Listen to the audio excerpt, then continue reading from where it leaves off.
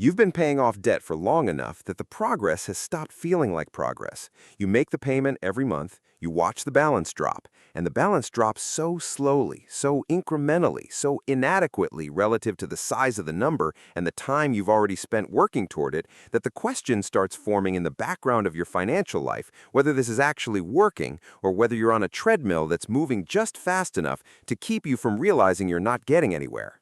You're not imagining it. The feeling of slow progress on debt payoff is not a motivation problem or a discipline problem. It is a math problem, a specific structural feature of how consumer debt is designed that makes the early stages of payoff feel disproportionately slow relative to the actual progress being made. And understanding the mechanism behind that feeling is the first step to doing something about it. Here's what's actually happening when your debt payoff feels too slow. The minimum payment on your credit card is calculated to keep you paying for the maximum possible time while technically satisfying the obligation. On an $8,000 balance at 22% interest, the minimum payment starts at approximately $160, of which approximately $147 is interest and $13 is principal. You paid $160 and moved the balance by 13. The progress is real. It is also genuinely almost invisible in the short term, which is the design feature of the minimum payment structure most people never examine clearly until they're deep inside it. The rule that speeds it up is not complicated, but it requires understanding why it works before it becomes the kind of commitment that survives the months when motivation alone would have failed. First, the minimum payment trap, the math that makes everything feel impossible.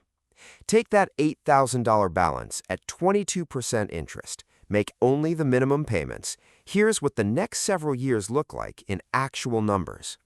Month 1, $160 payment, $147 to interest, $13 to principal. Remaining balance, $7,987. By month 12, you've paid approximately $1,920 in total minimum payments. Your balance has dropped to approximately $7,400. You paid $1,920 and the balance moved $600. The other $1,320 went to the bank as interest, money that bought you nothing except the permission to continue owing money. Total payoff timeline at minimum payments, approximately 19 years. Total interest paid, approximately $11,000. You borrowed $8,000, you paid back $19,000. The bank collected $11,000 from you across 19 years for the use of money you spent so long ago you'd struggle to name what you bought.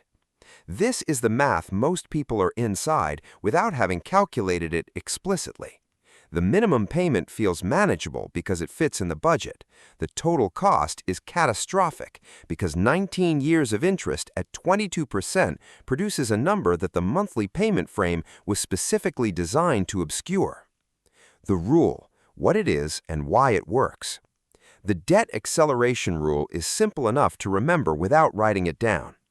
Every time your minimum payment is satisfied, add a fixed extra amount to the principal, and when one balance clears, redirect the entire payment that was going to it toward the next balance.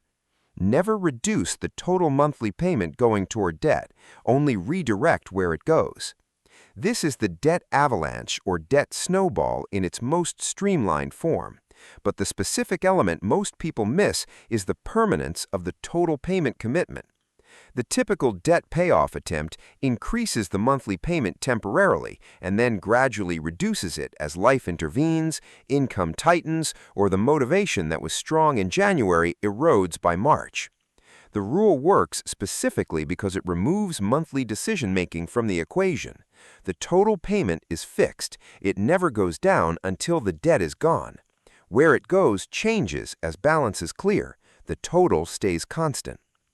Here is what this does to the $8,000 balance at 22% interest when you add $200 per month to the minimum payment.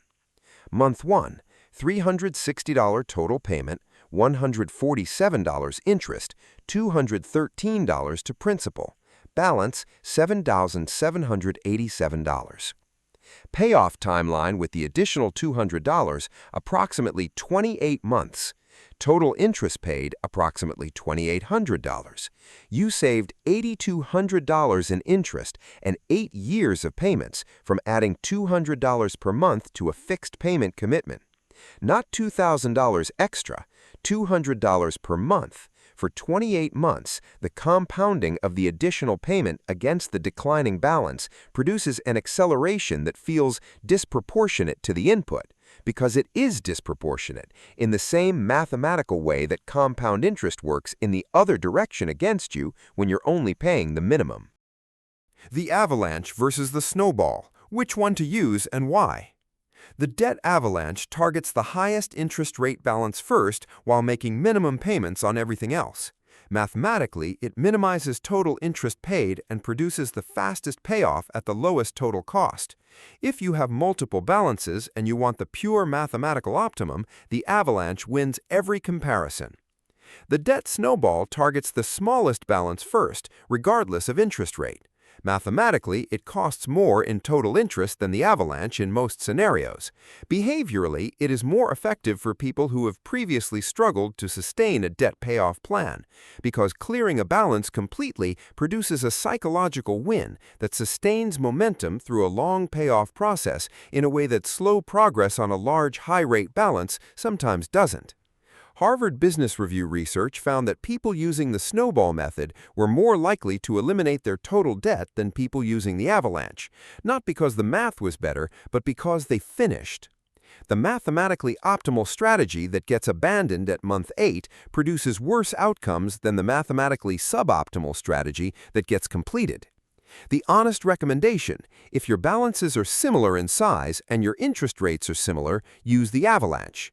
If you have one or two small balances that could be cleared quickly to produce an early win that funds the discipline for the larger ones, use the snowball. The right method is the one you will actually complete. Both produce dramatically better outcomes than the minimum payment alternative. The balance transfer, when it genuinely makes sense. There is a third acceleration tool worth naming specifically because it can dramatically change the mathematics of payoff for people who qualify for it. A 0% introductory APR balance transfer moves a high-interest balance to a new card charging no interest for a promotional period, typically 12 to 21 months. During that period, every dollar of your payment goes entirely to principal, no interest, no banker's spread between your payment and your progress, pure payoff. On an $8,000 balance transferred to a 0% card with a 20-month promotional period, $400 per month in payments clears the entire balance before the promotional rate expires. Total interest paid, 0. Transfer fee at 3 to 5%, approximately $240 to $400. Even accounting for the transfer fee, the total cost is dramatically lower than any minimum payment scenario at the original 22% rate. The conditions that make a balance transfer genuinely advantageous, a realistic payoff timeline that fits within the promotional period, the discipline to not accumulate new charges on the original card after the transfer, and a credit profile that qualifies for the promotional offer without a fee structure that offsets the interest savings. The condition that makes it dangerous is using the 0% period as a reason to reduce monthly payments rather than maximize them. If the balance doesn't clear before the promotional rate expires, the remaining balance frequently reverts to a standard rate as high as the original. The balance transfer is a runway. It only produces the advertised benefit if you use the runway to actually take off. The income accelerant. What to do when the math is correct, but the margin is too thin. Some debt payoff problems are behavioral. The margin exists and the strategy exists, and the issue is automating the payment and following it. Some debt payoff problems are structural. The fixed cost obligations have consumed the income to the point where there is genuinely insufficient margin to add meaningfully to the minimum payments regardless of motivation. If you're in the second category, the debt acceleration rule requires an additional input before it can operate. A temporary income increase directed specifically at the debt payoff rather than at lifestyle. A second income stream, freelance work, overtime, a weekend shift, selling items that no longer serve a function in the household, that generates $300 to $500 per month in additional income, directed entirely at the highest rate balance, changes the payoff timeline in a way that budget optimization alone cannot produce when the margin is already thin. The specific commitment that makes this work: every dollar of additional income from the temporary source goes to debt payoff, not to lifestyle, not to the quality of life improvement that feels earned by the extra work, entirely to the balance. The extra work is temporary. The debt that goes away because of it is permanently gone. The payment that frees up when the balance clears is permanently redirectable into wealth building. The temporary sacrifice produces a permanent structural improvement to the monthly cash flow, which is the financial return on the additional work that the extra income itself never fully captures. The automation that protects the plan from the month when motivation disappears. The debt payoff plan that depends on monthly willpower fails within 6 months in most documented cases, not because the person lacks discipline, but because willpower is a finite resource that competes with every other demand on attention and energy across a normal life, and debt payoff is rarely the demand that wins that competition in difficult months. The plan that survives difficult months is the automated one. The additional payment set up as an automatic transfer on the same day the minimum payment clears. The balance transfer payment scheduled as a fixed monthly autopay that cannot be accidentally reduced.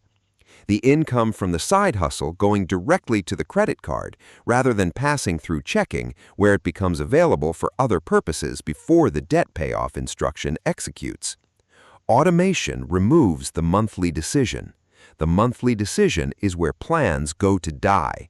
Remove it, and the plan runs through the months that would have killed the willpower version, and those are exactly the months that determine whether the debt is gone in 28 months or still present in 3 years. The debt payoff that feels too slow is not too slow because you're doing something wrong. It's too slow because the minimum payment was designed to be slow, generating maximum interest revenue for the lender across the longest possible timeline the math would support, while keeping the monthly obligations small enough to feel manageable.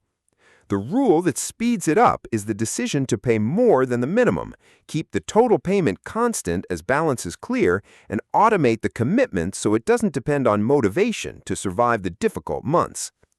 On $8,000 at 22% interest, the difference between minimum payments and an additional $200 per month is 8 years and $8,200 in interest from one decision, automated once, left to run.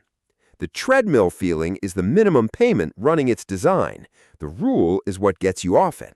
The minimum payment was designed to keep you paying as long as possible. The rule was designed to end that arrangement as fast as possible. Pick one. Subscribe for a new video every week and drop your current debt situation in the comments. Total balance, interest rate, current payment. The community down there is worth talking to.